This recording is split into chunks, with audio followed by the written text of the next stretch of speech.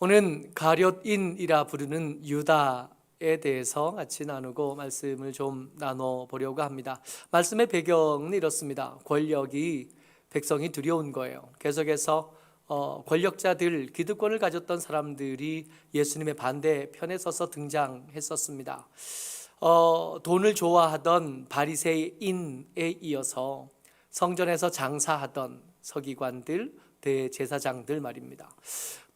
다른 사람보다 더 많은 돈을 가지고 있었고 다른 사람들보다 더 많은 권력을 가지고 있었는데, 그 더 많은 권력, 더 많은 돈을 가지고 있으면 마음대로 할 수 있을 것 같으나, 하나님의 말씀도 그렇고 우리가 살아가는 것을 이렇게 주변을 돌아보는 것을 봐도 그렇고 그게 그렇게 뜻한 대로 되지는 않는 것 같아요.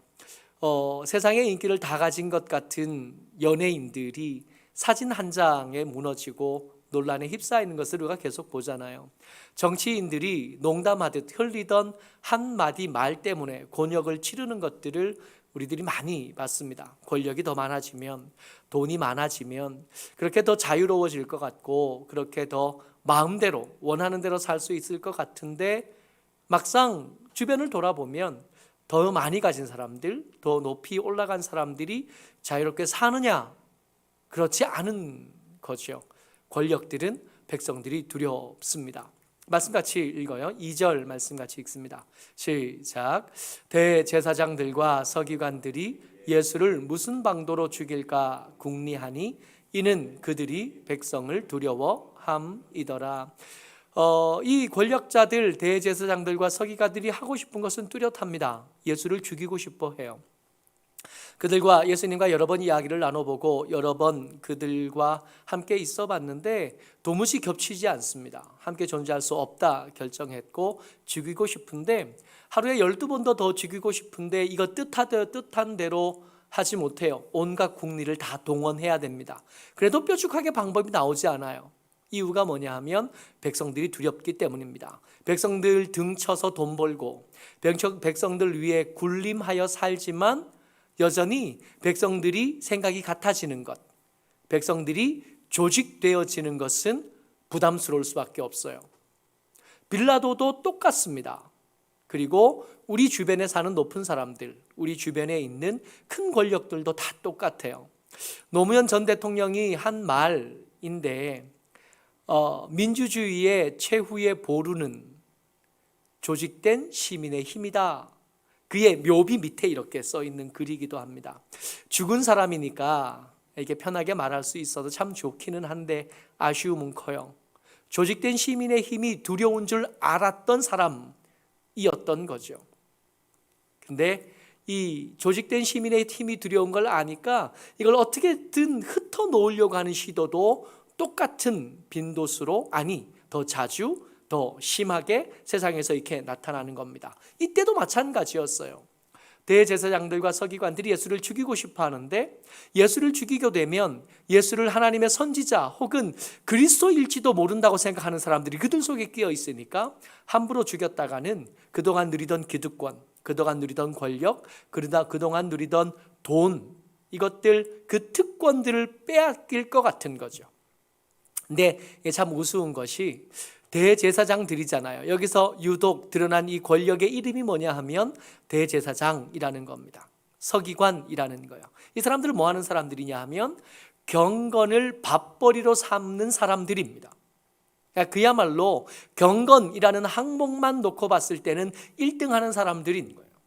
하나님의 말씀에 대한 지식만 놓고 보자면 탁월한 1등인 사람들입니다. 이 사람들을 그냥 우습게 보면 안 되는 것이, 이 사람들이 성경에 대해서 어느 정도로 능통하냐 하면, 이들 중에 한 사람은 이들 중에 이 티투스 장군에서 예루살렘이 완전히 함락되었었을 때 그 속에서 한 명, 랍비 한 사람이 살아나는데, 이 사람이요 살아나야 될 이유로 이 티투스 장군을 설득할 때 뭐라 그랬냐 하면, 세상에서 가장 귀한 책이 성경인데 내가 죽으면 그 성경이 없어진다. 너희들이 문화를 존중하는 줄을 아는데 나를 살려주면 그 성경을 내가 기록해내겠다. 무슨 뜻이냐 하면 머릿속에 그때 당시에 구약 성경이 통째로 다 들어가 있었던 거예요. 다 암기하고 있었다고요. 그러니까 이들 중에 어떤 사람, 하나님의 말씀과 경건이라는 항목만 놓고 봤을 때는 2등 하라 그러면 서러울 사람들입니다. 이 사람들이 하나님의 말씀을 배우고 경건한 삶을 살아가면서 몸에 자연스럽게 익혔어야 될 것이 뭐냐 하면 여호와 경외하기이거든요. 여호와를 두려워할 줄 아는 것, 그의 목전에 살면서 하나님을 기준으로 삼고 그 기준에서 벗어난 내 삶을 회개하고 뉘우치고, 그리고 백성들이 하나님을 기준으로 해서 그 주변에서 살도록 가르치고 응원하고 격려하고 때때로는 징계하고 하는 것을 직업으로 삼던 사람들인 거예요. 근데 그 사람들이 돈을 좋아하게 되고 긴 옷을 좋아하게 되고 시장에서 문안받는 거 좋아하게 되고 높은 자리를 좋아하게 되고 나니까 정작 무서워야 될 하나님은 안 무섭게 되고, 대신 그 자리를 누가 차지해요? 백성들이 차지하게 됩니다. 그러니까 백성들의 말, 백성들을 두려워하다 할 때 백성들이 옳으냐 그르냐는 고려의 여지가 없어요. 다만 백성들이 모이면 들어오는 거예요. 원래는 이 사람들이, 백성들이 모여 하나님을 떠나게 되면 그들을 경고하고 충고하고 징계해서라도 하나님의 자리, 하나님이 계신 곳으로 돌이켜야 될 사람들인데, 하나님이 두렵지 않게 되다 보니까, 엉뚱한 걸 더 사랑하다 보니까 정작 두려워해야 될 것은 안 두렵고, 별로 안 두려워해도 될 것들은 두려운 것으로 그들의 삶에 가득해져 있는 겁니다. 고민이 많아졌어요. 하나님은 두렵지 않은데 백성은 두렵고, 예수님이 계시면 그 백성들을 등쳐먹고 살던 삶, 그 기득권으로 가득한 삶이 흔들리게 생겼는데 이걸 해결할 방법을 도무지 찾지를 못하겠는 겁니다. 그러고 있던 중에 우리가 잘 아는 사람 12 중에 하나인 가룟 유다가 등장을 해요. 이 가룟 유다, 이 유다를 소개할 때 누가복음은 어떻게 소개하냐 하면 4절 말씀이요. 시작.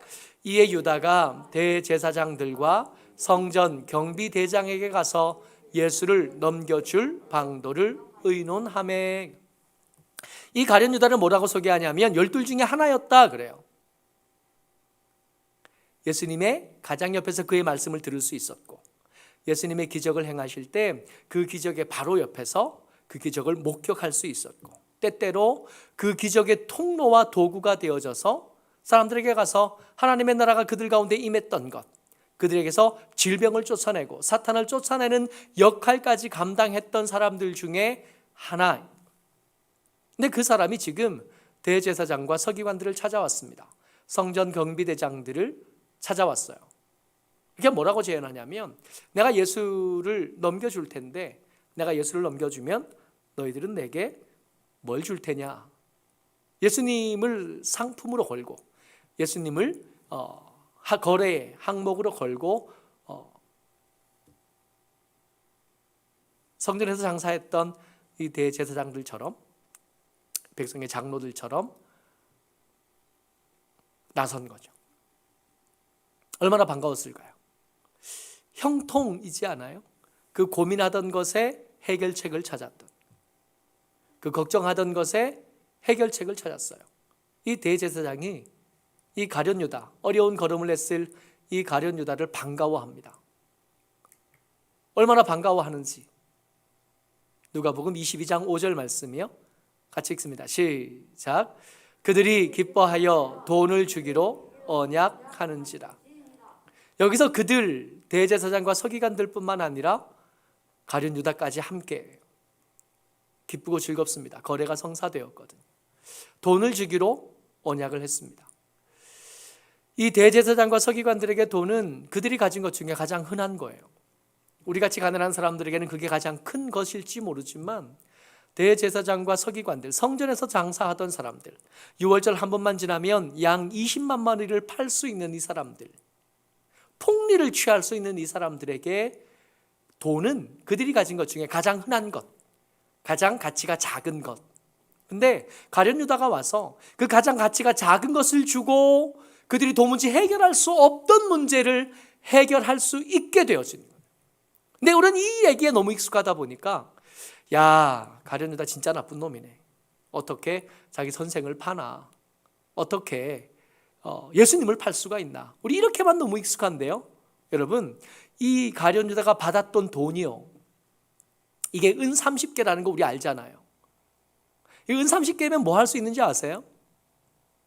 수도권에 땅을 살 수 있어요.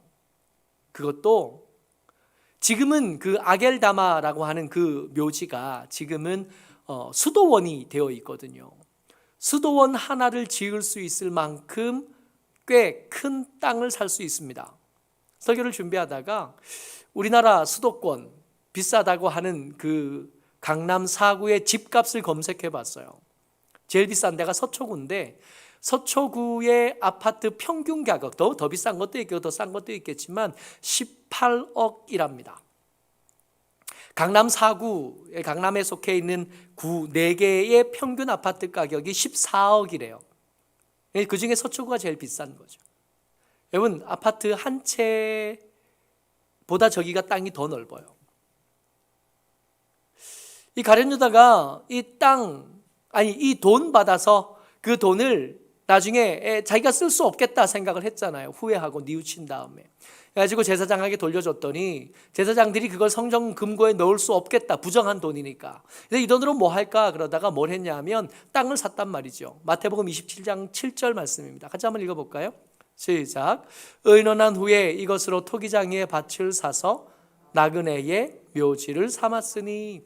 토기장이의 밭이래요. 여기에 고운 진흙이 났었나 봐요. 고운 진흙이 나서 토기장이들이 거기 진흙을 가져가다가 그릇을 빚었던 그 땅입니다. 그 땅을 사서 묘지로 삼았는데 지금도 이 수도원의 지하에 가면 그 묘지가 잔뜩 있어요. 아파트 한 채보다는 큰 땅이라고요. 이게 가룟 유다 참 나쁜 놈이다 그렇게만 생각할 게 아니라 가만히 생각해 보자고요. 18억 줄게, 절에 한번 가자. 18억 줄게, 11조 그만하자. 18억 줄게, 예수님 그림 한 번만 밟아보자. 18억 줄게, 집에 있는 교패 한번 떼보자. 18억 줄게, 성경책 갖다 버리자. 그럼 어쩌시겠어요? 예수 잘 믿던 청년들이 고등학생들이 교회에 열심히 다니다가 군대 가면 첫 번째 신앙의 위기를 겪습니다. 이게 쫄병이 교회 주일날 교회 가겠다 그러면 고참들이 그 쫄병이 빈 자리를 그 중에 누군가는 채워야 될 거 아니에요. 저 군대 있을 땐 그랬어요. 그러니까 교회 간다고 하는 쫄병이 보기 싫은 거야. 시험을 하죠. 야, 너 사도신경 외워봐. 진짜 얘가 교회를 다니나 안 다니나 나름대로 검증을 해보고 싶은 거예요. 너 주기도문 한번 외워봐. 근데 외우다가 버벅거리면 야, 그냥 일이나 해. 고민한 교회를 갈 건가 말 건가. 여러분 18억입니다. 예수 믿기를 그만두겠다고 말만 하면 그 뒷일이야 뭐 어떻게 됐든 18억을 주겠다 그래요. 어쩌시겠어요? 요즘 로또 복권 당첨되면 18억 안 되거든요.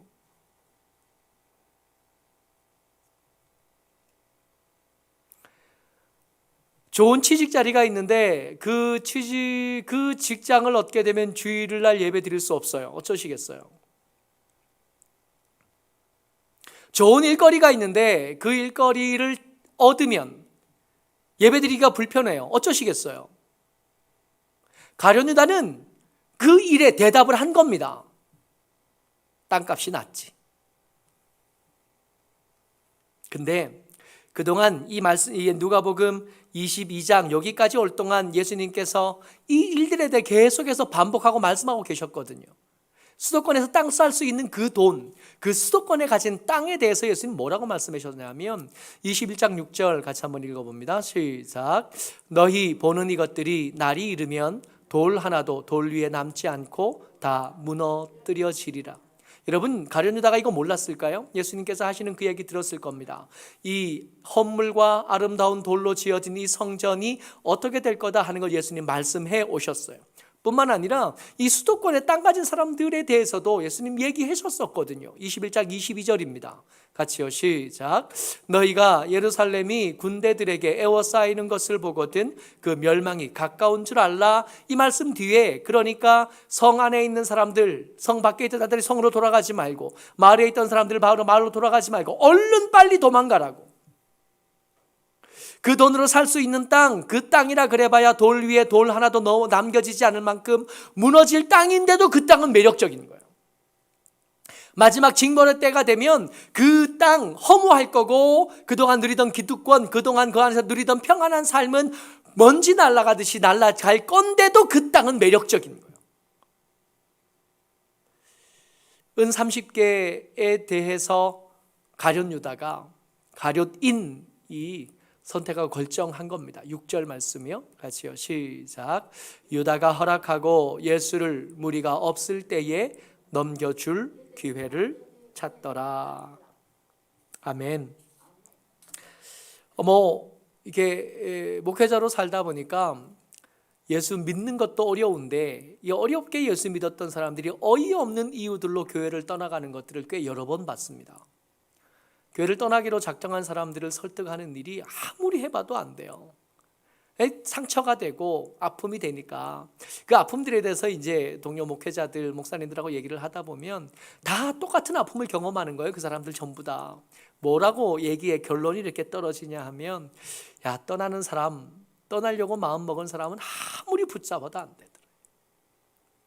가서 붙잡고 울어도 보고, 가서 잘못했다고도 해보고, 뭘 잘못했는지 잘 모르겠으나 일단 떠난다 그러고 상처가 됐다 그러니까 미안하다 그러고, 때때로는 화도 내보고 밥도 사줘보고, 뭔 짓을 해도 안 잡히더래요. 저만 그런 줄 아는데 다 그런가 봐요. 자기가 싫다니까 뭐 어쩌겠습니까? 스스로 선택한 건데 뭐 그렇게 하겠다는데 안 잡히거든요. 그래서 아쉽기는 하고 또 슬프고 안타깝기는 하지만 스스로 선택한 거니까 어쩔 수 없다. 그렇게 결국에는 자위하면서 이렇게 다음으로 넘어가는데, 여러분, 이런 선택들, 이런 생각들이 들 때 한 번은 생각을 하셔야 돼요. 혹시 그런 생각을 하고 계신다면 한 번은 생각을 하셔야 됩니다. 가룟 유다가 이렇게까지 된 그 일의 시작에 내가 스스로 결정하고, 내가 스스로 이거 예수님을 파는 것과 은 30개를 저울에 올려놓은 다음에 내 나름대로의 가치관을 가지고 이 정도쯤 됐으면 예수님 어차피 나와 함께 가지는 못할 것 같으니까 은 30개 정도면 예수님 팔만하지, 그렇게 결정을 한 거라고 생각할 수 있는데 그거 아니라는 거예요. 이 일의 시작에 성경은 뭐라고 말씀하시냐면 3절 말씀이요. 같이 읽습니다. 시작. 12 중에 하나인 가룟인이라 부르는 유다에게 사탄이 들어가니. 스스로 선택한 게 아니라는 거예요. 내가 선택하고 내가 생각하고 고민한 다음에 어떤 것이 더 중요한지 생각해보고 열심히 계산한 다음에 선택한 건 줄 알았는데 그거 아니라고요. 그 사이에 누가 끼어 있다고요? 사탄이 끼어 있었다고요. 사탄이 그 저울을 조작했다고요. 사탄이 그때의 감정을 만졌다고요. 사탄이 그때의 발걸음에, 그때 그렇게 망설이는 발걸음에 등에 떠밀어주고 바람을 불어주고 길을 크게 넓게 쉽게 갈 수 있도록 만들어주고, 눈앞에 오르막길을 없애고 내리막길만 장창 만들어서 쉽게 그 길을 갈 수 있도록 만들었다고요. 내가 선택한 게 아니라 선택을 강요당했던 겁니다. 이렇게까지 해서 가룟인에게 남아있는 거, 이렇게까지 해서 예수님을 팔고 해서 그렇게 남은 거예요. 여러분, 은 30개를 못 받았다고요? 아니, 그렇지는 않아요. 은 30개 받았어요. 그러나 은 30개를 받았으나 그걸 자기가 쓰지는 못합니다. 예수님이 불법적인 재판을 받는 것을 옆에서 지켜봐요. 그가 채찍에 맞는 것을 보고, 그가 옷이 벗겨지는 것을 보고, 그가 홍포를 입는 것을 보고, 가시관을 머리에 쓰시는 것을 보고, 십자가를 끌고 가는 것을 옆에서 지켜봅니다. 이렇게 지켜보다가 잘못되었다는 걸 알게 돼요. 그때 내가 미쳤었구나, 내가 맨정신이 아니었었구나 하는 걸 그때서야 합니다. 내가 선택한 줄 알았는데 내가 선택한 것이 아니라 나를 부추기던 다른 악한 것들이 있었다는 것을 그제서야 합니다. 자기가 한 짓이 잘못되었다는 걸 알아요. 예수님이 무죄하다는 것은 이미 알고 있었으나 그때 헷가닥했던 거예요. 맨정신이 아니었던 겁니다.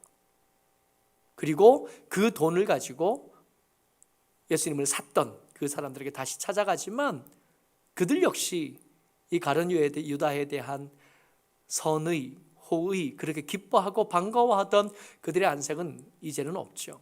마태복음 27장 4절 말씀입니다. 같이 읽어요. 시작. 이르되 내가 무죄한 피를 팔고 죄를 범하였도다 하니 그들이 이르되 그것이 우리에게 무슨 상관이냐? 내가 당하라 하거늘. 여러분, 이 말씀이 우리의 생각 속에, 우리의 마음 속에 아프게 새겨지시기를 주의 이름으로 축복합니다.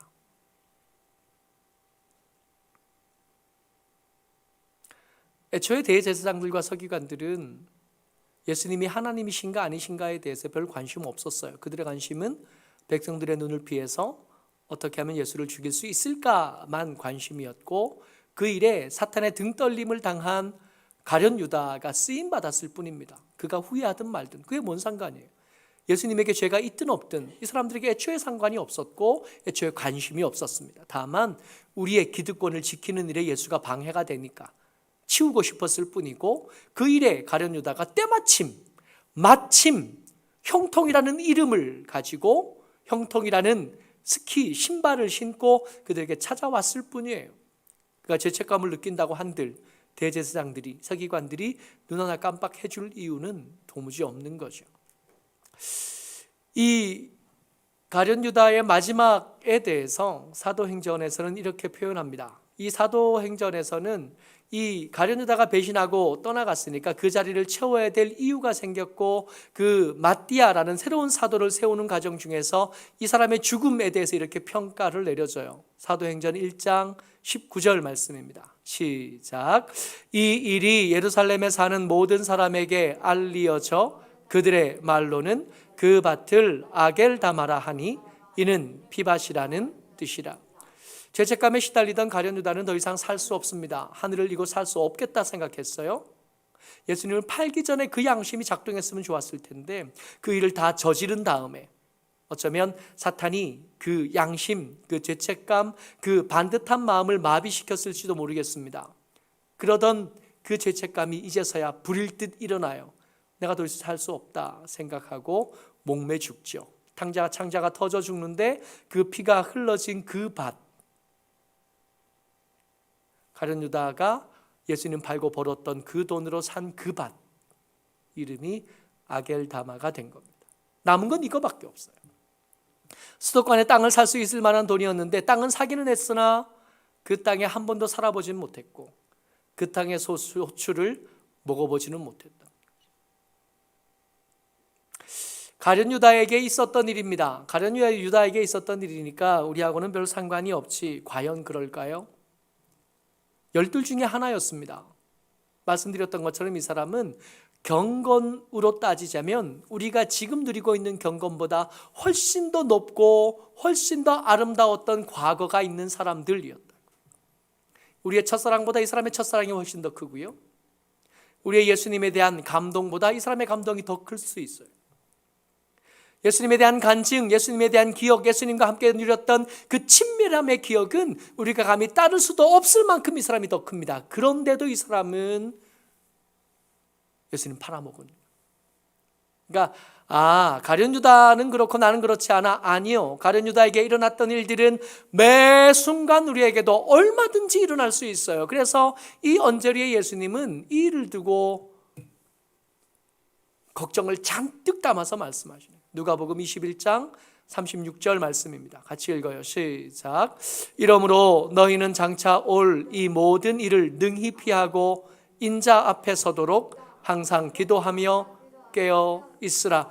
장차 올 이 모든 일이요, 사탄이 우리의 양심을 마비시키고 언젠가 사람보다 돈이 더 중요하다고 여겨지게 만들고, 언젠가 우리가 지금 누리고 있는 이 특권들, 이 평안하고 아름다운 삶을 하나님을 경외하는 것보다 더 귀중하게 여기게 만드는 그 일들, 장차 올 그 일들 말입니다. 하나님을 두려워하는 그 귀한 마음보다 우리가 지금 누리고 있는 것을 지키는 것이 더 중요하다고 생각하는 그 순간이 우리에게도 얼마든지 다가올 수 있다는 거예요. 예수님이 이게 걱정스러우셨다. 예수님이 이게 걱정스러우셔서 이 걱정을 잔뜩 담아서 말씀하시는 겁니다. 장차 올 그 모든 일들을 능히 피하기 위해서 항상 기도하고 있어야 된다. 깨어 있어야 된다. 어느새 사탄이 널 요구하면서 문 앞에 기다리고 있을 수 있다. 가룟 유다에게서만 일어난 일이 아니라 모든 예수 믿는 사람들, 게다가 우리같이 어쭙지 않은 사람들에게 매 순간 일어나는 일들이라 말씀하신 거고, 조심하지 않으면 우리도 가룟 유다와 다르지 않을 거다 말씀하고 계시는 겁니다. 모쪼록 저와 여러분들이 우리 마음의 허리를 동이는 깨어있는 하나님의 사람 되시기를 주의 이름으로 축복합니다. 방심하면 가룟 유다도 넘어갔다고요. 대제사장도 넘어갔고 서기관도 넘어갔어요. 가룟 유다도 넘어가고 열둘 중에 하나도 넘어가는데 우리라고 무슨 용 빼는 재주 있어서 나는 괜찮습니다, 나는 아닙니다 할 수 있을까요? 그렇지 않아요. 오늘 아침까지 괜찮았어도 점심 때는 안 괜찮습니다. 지금 예배할 때는 괜찮아도 예배 끝나고 집에 갈 때는 안 괜찮을 수 있고요. 오늘 은혜를 많이 받아서 충만한 상태에 있는 것 같아도 내일 되면 또 다를 수 있는 거예요.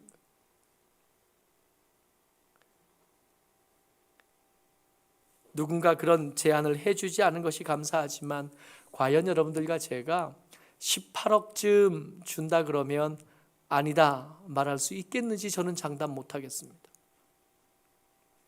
모쪼록 저와 여러분들이 깨어 장차 올 이 모든 일들을 능히 피한 뒤에 하나님 앞에 서는, 예수님 앞에 다시 서는, 그래서 이제까지 했던 일들이 허무하지 않고 이제까지 믿음을 지키려고 애썼던 일들이 허무하지 않도록 하나님 앞에 반듯하여 믿음을 지키는 저와 여러분 되시기를 주의 이름으로 축복합니다. 아멘.